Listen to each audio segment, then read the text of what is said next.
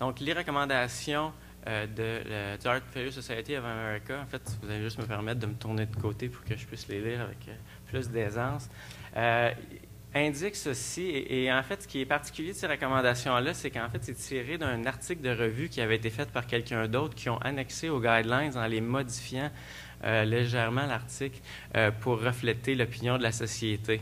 Donc, ça avait été publié dans le Journal of Cardiac Failure quelques mois avant cet article-là. Je vous dirais quand même que les recommandations officielles sont plus modérées.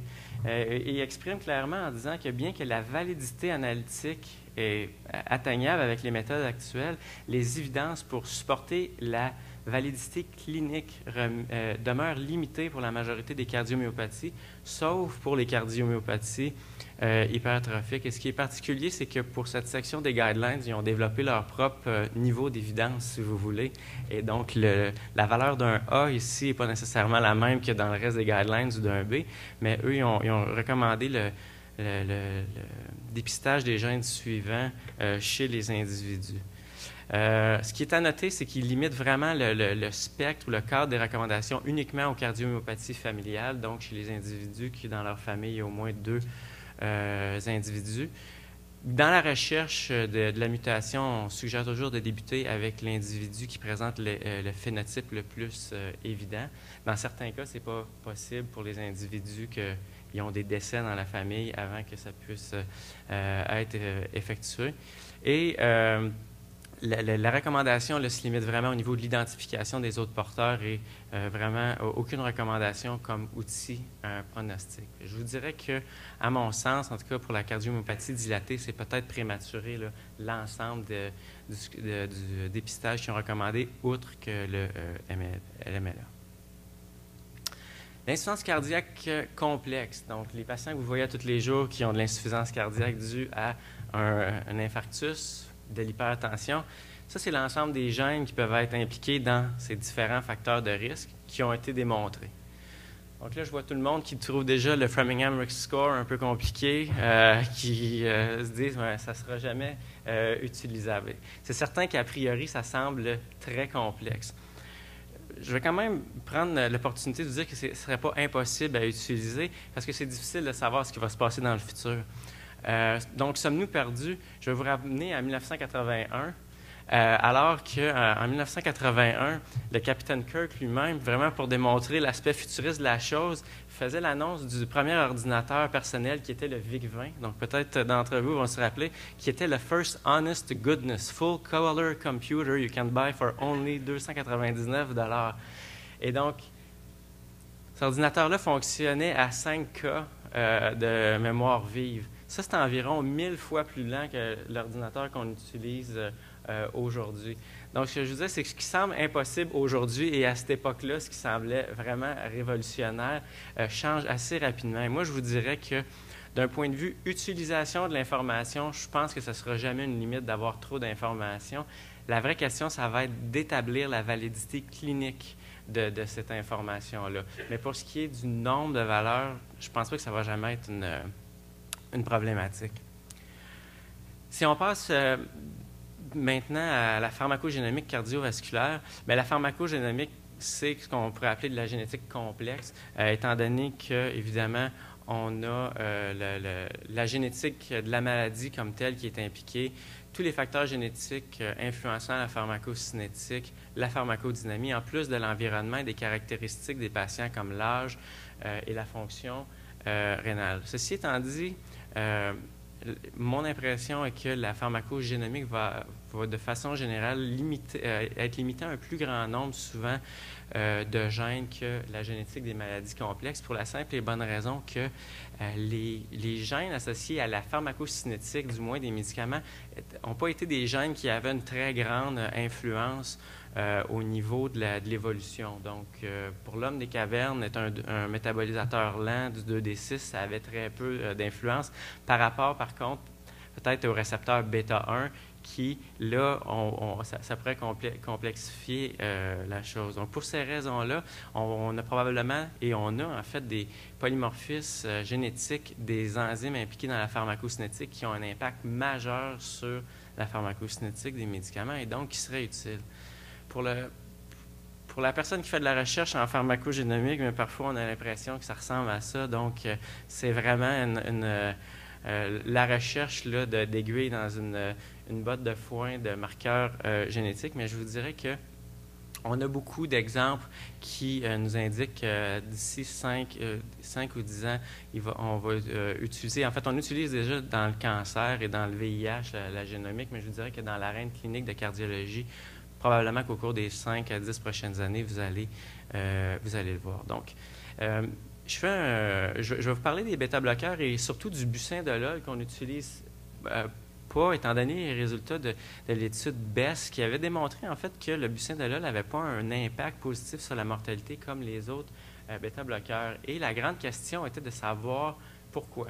Et est-ce qu'il y a des individus en fait qui pourraient répondre au bucindolol? Et je vous dirais que c'est probablement l'étude pharmacogénomique en insuffisance cardiaque la plus élégante qui a été effectuée à ce jour parce qu'elle a été très bien planifiée par le groupe de Mike Brisdow puis de Stephen Leggett, si je ne me trompe pas. Et donc, eux, ils ont fait une grosse étude de pharmacogénomique de plus de 1000 patients qui a démontré qu'il y a un polymorphisme dans le récepteur bêta-1, donc l'arginine 389-glycine. Pas besoin de retenir vraiment le nom du polymorphisme, mais ce que vous voulez retenir, c'est que les individus qui sont porteurs, et ça avait été démontré dans de multiples études in vitro et in vivo, porteurs de l'allèle arginine, ont une hyperactivité au niveau de la transmission du signal, si vous voulez, au niveau du récepteur bêta. Alors que les porteurs de l'allèle, ou les homozygotes pour l'allèle, les porteurs de la glycine ont très peu de transmission, si vous voulez, de second messager. Et en fait, ces individus-là seraient donc génétiquement bêta-bloqués, qu'on pense. Et donc, l'ajout d'un bêta-bloqueur n'aurait pas un impact aussi important chez ces individus-là. Et dans l'étude de BEST, c'est ce qu'ils ont vu. Donc, les patients génétiquement bêta-bloqués, si vous voulez, avaient un impact sur la mortalité absent ou beaucoup plus faible, du moins, par rapport aux individus porteurs qui étaient homozygotes pour l'allèle arginine. Le bucindolol a cette particularité que les autres bêta-bloqueurs n'ont pas, qu'il est un sympatholytique central. Donc, en fait, il y a des propriétés comme la clonidine, si vous voulez. À la base, on pensait que ce serait un avantage pour le bucindolol parce qu'on se disait, écoutez, si bloquer le récepteur bêta, c'est une bonne chose. Si en plus, on est capable de limiter la libération de norépinéphrine, ça va être encore meilleur. Malheureusement, ce n'est pas le cas. En fait, premièrement, il y a l'étude MOXCON qui avait été effectuée au début ou à la fin des années 90 puis qui a été publiée seulement en 2003, qui avait démontré que la moxonidine, qui est la petite sœur de la clonidine, augmentait la mortalité en insuffisance cardiaque. Et les gens, encore une fois, BEST, c'est une étude extrêmement bien faite, avaient mesuré les variations de norépinéphrine à 3 mois et à 1 an après le début de l'étude, et il avait observé qu'en effet, le bucindolol, ici en gris, tant à 3 mois qu'à 12 mois, avait un impact très important au niveau de la production de norépinéphrine et que ça réduisait de beaucoup. Et en fait, ce qu'ils ont observé, c'est que en haut ici, les gens sous bucindolol qui avaient la plus grande réduction en norépinéphrine étaient ceux qui avaient l'augmentation de la mortalité la plus importante. Et donc, la question qui se posait pour eux, c'est est-ce qu'il pourrait y avoir une prédisposition génétique à cette réduction de la norépinéphrine? Et il y a un polymorphisme qui est connu depuis longtemps au niveau justement de ce récepteur-là, qui est une délétion, qui fait en sorte que les gens ont une capacité réduite ou en fait, on libère plus de norépinéphrine et ils ont voulu se poser la question, est-ce qu'en plus de ce polymorphisme-là, on pourrait étudier celui-ci et trouver un autre sous-groupe d'individus qui potentiellement bénéficierait plus du bucindolol? Et donc, dans un premier temps, ils ont repris leurs travaux avec ce polymorphisme-là et le polymorphisme, et ils ont vu qu'en effet, les gens qui étaient porteurs de ce polymorphisme avaient une réduction beaucoup plus importante de la norépinéphrine après 3 mois de traitement avec le bucindolol. Et ils ont aussi observé que ces individus-là avaient une augmentation, bien que l'interaction n'était pas statistiquement significative, ces individus-là ne bénéficiaient nullement de du bucindolol, alors que ceux qui n'étaient pas porteurs du polymorphisme, eux, en bénéficient. Donc, tout ça supportait leur hypothèse et présentement, en fait, récemment, la compagnie ARCA qui a pris en charge le bucindolol après que ça n'a pas fonctionné, ont annoncé qu'ils débutaient une étude prospective comparant le métoprolol et le bucindolol chez des patients qui seraient porteurs du polymorphisme arginine pour essayer de voir s'il ne pourrait pas avoir un bénéfice accru de ce médicament-là par rapport au métoprolol chez des gens qui auraient une prédisposition génétique. Donc, ce serait vraiment un exemple concret là, de thérapie, de médecine ou de thérapie personnalisée.